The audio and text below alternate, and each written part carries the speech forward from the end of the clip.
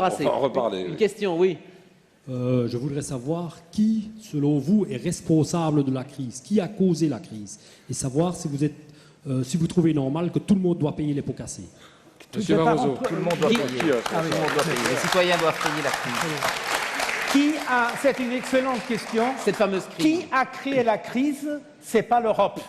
Qui a créé la crise? C'est le secteur financier avec des comportements complètement irresponsables, avec l'accumulation de la dette privée, et aussi certains gouvernements avec trop de dépenses publiques. Nous avons vu maintenant que la croissance appuyée sur la dette excessive, soit la dette privée, soit la dette publique, n'est pas soutenable. La crise n'a pas commencé en Europe, la crise a commencé aux États-Unis, ça a touché après notre système financier, et nous avons eu une crise sans précédent où nous avons eu des problèmes dans le système financier, des banques qui n'avaient pas assez de capital. Vous pointez les responsabilités, M. Barroso, mais qu'est-ce qu'on a fait pour réguler les banques? Est-ce que l'Europe a fait suffisamment? C'est un peu la question. Le système financier a la responsabilité, une partie, pas tous les systèmes financiers. Je ne vais pas maintenant faire l'anathème sur un secteur. Nous avons besoin d'un système financier. Mais il y a des comportements même criminels dans le système financier. Qu'est-ce qu'on a fait? C'est un peu ça la question. Bon, on a essayé de sauver les banques. Pourquoi? Même ici en Belgique, vous connaissez bien ce qui s'est passé aussi en Belgique.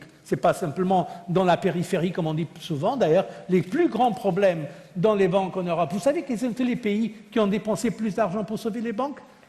Le plus grand pays, le plus grande dépense pour sauver les banques, c'était en Angleterre. Seulement, on en parle moins. Après, le deuxième, c'était l'Allemagne. On en parle moins parce que les Allemands ont pu eux-mêmes payer pour pas demander de l'aide. L'Irlande était le pays qui a dépensé le plus par rapport à son produit intérieur brut. Mais après, il y a eu la Grèce, il y a tous les autres pays. Oui, mais attention, si on n'avait pas sauvé les banques, quelle serait la conclusion? C'est très facile aussi de dire « Ah, mais ce sont eux qui nous ont mis dans cette situation maintenant ». Aimeriez-vous une situation comme celle qui s'est passée en Islande, où les gens allaient dans ce bancomat pour utiliser la carte crédit, il n'y avait pas d'argent? Monsieur Barroso, pardon de vous couper, mais vous ne répondez pas à la question. Est-ce qu'on a suffisamment tiré les leçons de la crise bancaire et financière qu'a fait l'Europe? C'est ça la question. Nous avons tiré des leçons. La preuve, c'est qu'on a créé des instruments qu'on avait auparavant. La preuve, c'est qu'il y a 1 an, 2 ans, tout le monde parlait de l'implosion de l'euro. Aujourd'hui, les investissements retournent en Europe, même des investissements qui étaient aux États-Unis, qui étaient en Asie, parce que l'Europe a su, avec beaucoup de sacrifices, la solution n'est pas parfaite, mais regagner de la confiance. Et donc, juste avant de passer dans le public, est-ce que si ça se reproduit demain, est-ce qu'on est protégé aujourd'hui? C'est la question qu'on veut savoir. Beaucoup mieux. Nous avons maintenant le Fonds de stabilité financière qui est environ 700 milliards d'euros. C'est plus d'1 trillion de dollars. Nous avons maintenant des règles qui nous protègent beaucoup. Donc maintenant, ce que nous avons fait, c'est construire en pleine tempête des bateaux de sauvetage. On n'avait pas ces instruments. Et d'ailleurs, au début, vous vous rappelez, encore une fois, certains gouvernements ne voulaient rien faire. C'est nous, enfin les plus pro-européens, qui avons lutté pour solidarité, pour aider la Grèce. Il y avait des gens qui disaient « laissons tomber la Grèce ». Moi, j'étais, il y a 1 an et demi, avec les chefs des grandes banques européennes, je leur ai demandé « combien d'entre vous pensent que la Grèce sera à l'euro ?» Et tous, sauf un, ont dit la Grèce sera en dehors de l'euro à la fin de l'année. Pourtant, elle est avec nous. Donc, effectivement, je crois qu'il faut faire la part des choses. On a aujourd'hui une situation bien meilleure que celle-là. Il y avait des erreurs incroyables. Moi aussi, j'aurais préféré des réponses beaucoup plus fortes et plus avancées. Mais il faut avoir l'accord, le consensus entre les 18 membres de la zone euro et parfois les 27, maintenant 28 membres. Voilà, très bien. Je vous coupe. À droite, on va essayer de faire des réponses un petit peu plus courtes pour prendre plus de questions. Oui, bonjour, je vais essayer d'être bref. Vous parliez de règles au sein... Mettez bien la sucette en face de la bouche, voilà. C'est ça. Vous parliez de règles au sein de l'espace européen pour le commerce, etc. Il y a des règles environnementales et des règles sociales, etc. qui sont mises en place pour tous les produits au sein du marché européen. C'est très bien, mais ces règles n'existent pas nécessairement ailleurs. Vous êtes en train d'ouvrir le marché européen via le traité transatlantique au marché notamment américain. Alors, voilà comment éviter d'importer n'importe quoi à n'importe quel prix, tout en permettant justement, grâce à ce traité transatlantique, l'importation de produits qui viennent de pays qui n'ont pas les mêmes normes que nous. Merci. Non, notre idée n'est pas de baisser du tout nos standards, soit en termes environnementaux, en termes de protection des travailleurs, en termes de protection des consommateurs, en termes de règles, disons, hygiéno-sanitaires. Pas du tout. Là, nous l'avons déjà dit. En tout cas, moi je crois que c'est un grand atout pour nous d'avoir cet accord avec les États-Unis. L'Europe va en bénéficier d'ailleurs plus que les Américains.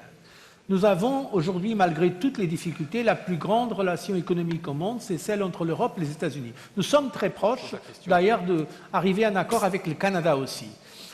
Donc, je crois vraiment qu'il a, pour la croissance, qui n'est pas d'ailleurs stimulée par la dépense excessive, les possibilités d'ouvrir les marchés, c'est très important. L'Europe est la plus grande puissance commerciale au monde. Sauf pour les matières premières et l'énergie, l'Europe a des excédents. Nous exportons plus que nous importons des biens, des services, de l'industrie et de l'agriculture aussi. Depuis 3 ou 4 ans, nous exportons plus que ce que nous importons en agriculture. Donc, pour l'Europe, l'ouverture des marchés est essentielle, d'ailleurs parce que ces pays vont avoir une croissance, par exemple les puissances émergentes, plus grande, parce qu'elles sont des pays qui partent de plus bas que nous, plus importants que nous. Donc il faut le faire, bien sûr, en ne pas étant naïf, en négociant avec force, avec des pays comparables aux nôtres, nous voulons les mêmes exigences, mais aux États-Unis, il y a beaucoup d'obstacles non tarifaires que nous voulons éliminer, et c'est une magnifique opportunité pour l'Europe, et pour la croissance en Europe aussi, et pour le monde d'ailleurs, je le crois, et nous allons négocier dans cet esprit l'accord avec les États-Unis. Allez, prenez vos boîtiers. Question, comme ça on aura l'avis. Monsieur.